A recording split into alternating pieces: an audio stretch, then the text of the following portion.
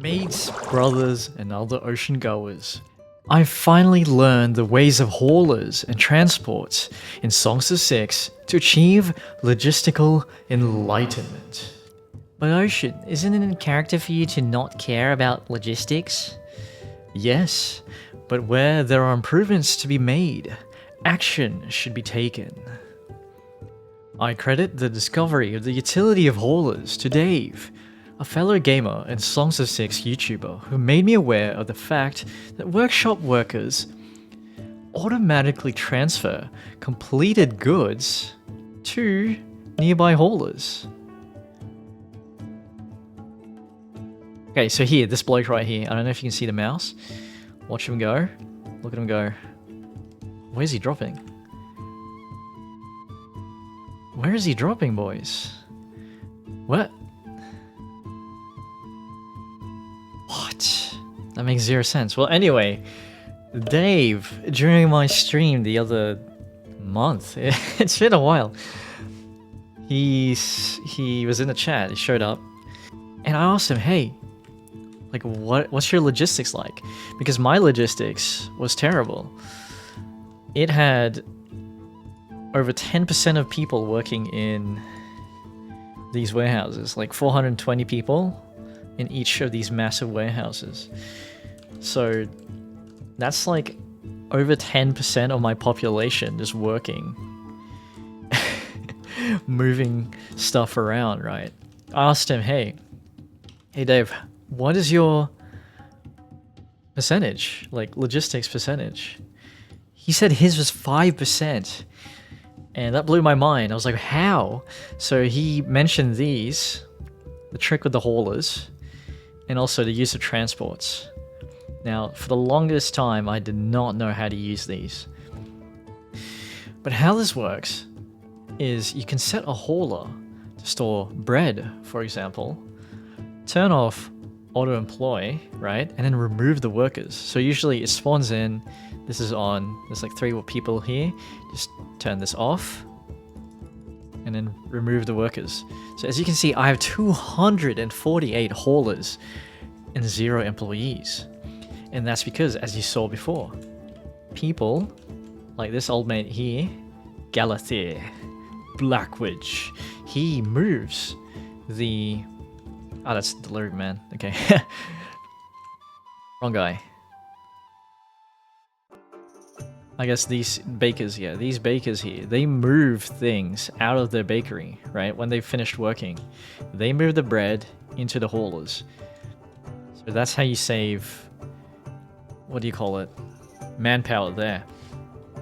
By just using these workshop people. And they just fill it up over time with the manpower from a workshop alone. So I call this one is called the output storage. Let's rename it right now. Output storage. Okay. Now, making use of the fact that taxed goods also get delivered to these haulers without needing additional manpower means you can also supply the workshop ingredients free of labor. So you see here, where is it? So I'm getting 9,000 grain daily from the world map, from like these regions down here, like South Farms, Tosi Town, Purple Brave County, right? They get sent to your city in these caravans, and these caravans actually drag things from the world map straight to the haulers without any intervention, right? Like, look at this guy. I can't click on him because he's not a citizen of my empire. Oh.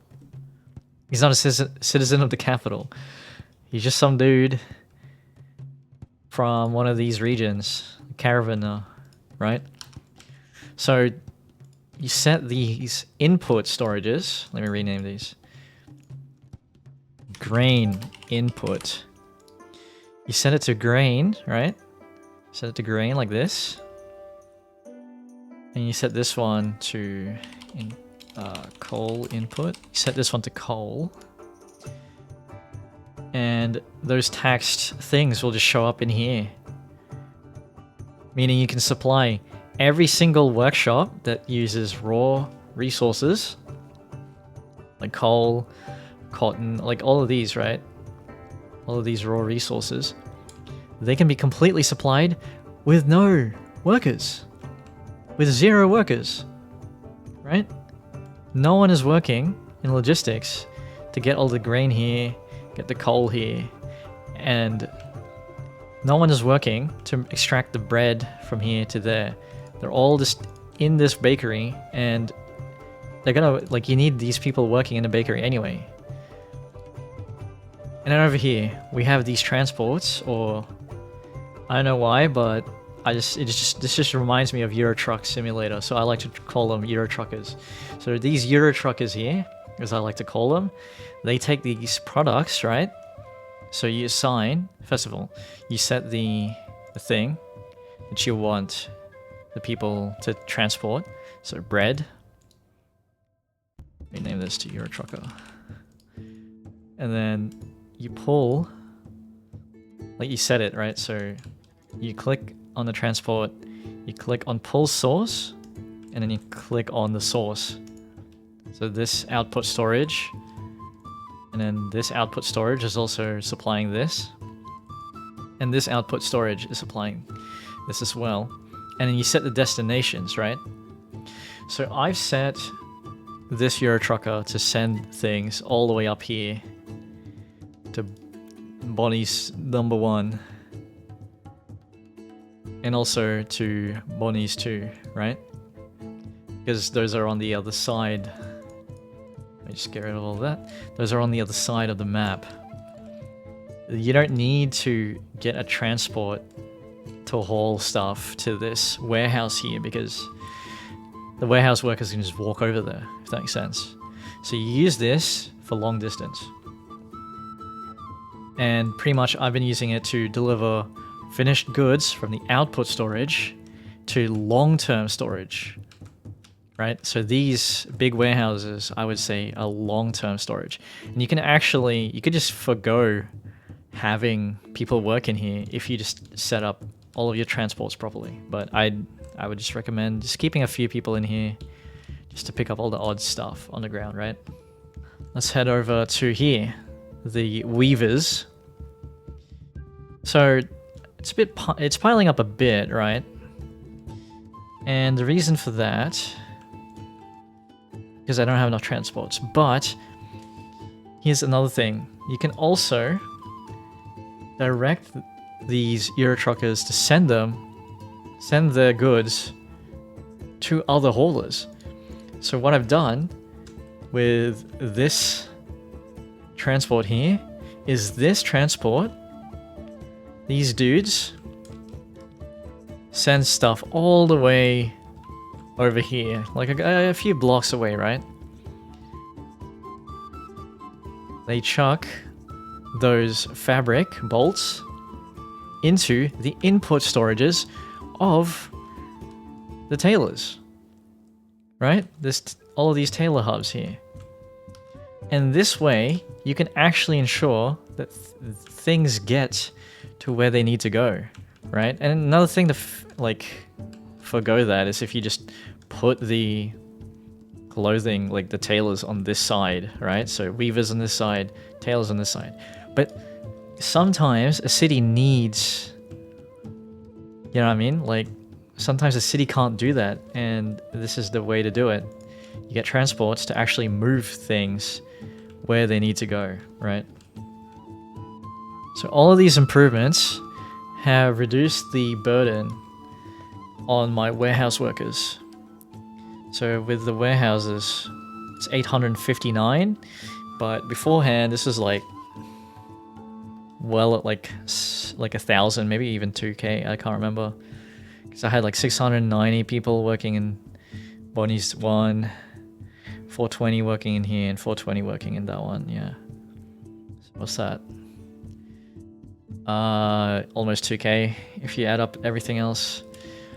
So it's a lot better. 859, like I could load into another save, yeah. Alright, so I've loaded into an older save from a few weeks ago, And let's just take a look at how many people were working in warehouses. Yep, here we go, 1,645. So I've slashed the warehouse workers by half. Now, there were 859 people working in the warehouses now, and there are still, where is it, a few people, there's people working in transports now, but 77 people work in transports. So, like 1659 minus 8, 89 minus 77. We've saved 723 people from having to work as a delivery worker, pretty much. Like, we can actually just have them work in these workshops instead, or like as a professional soldier. Which, by the way, hopefully I make a military enlightenment video someday. This is the power of transports, and this isn't even the final form, okay? This is like super basic, but all of these improvements lessen the burden on my warehouse workers, improve my logistics, and ensure that goods actually move where they need to go. And here's another example. Before, I wasn't getting enough paper in the admin buildings, which I still have a problem with. And with the library as well. So I fixed that by, well, tried to fix that by having transports next to the warehouse actually send paper specifically to those warehouses. And I've just turned off the delivery men, right? We don't need delivery men to work in here because those transports are doing it for us and more efficiently. So in the future, in my future builds, I'll likely, like, this number should probably just be like nothing. To be completely honest, it should be like 0 people. Oh, not really, but pretty much. And we just use the warehouses for long-term storage, haulers for short-term inputs and outputs, and then transports to actually transport everything. So I'm very excited to see what kind of cities I'll be making, and also you guys in the community, the Songs of Syx community. Hopefully you guys can use this information to make some pretty cool cities. It's been a while since I made a video. I'm super awkward at this. Authorized by Ocean Man of Oceania.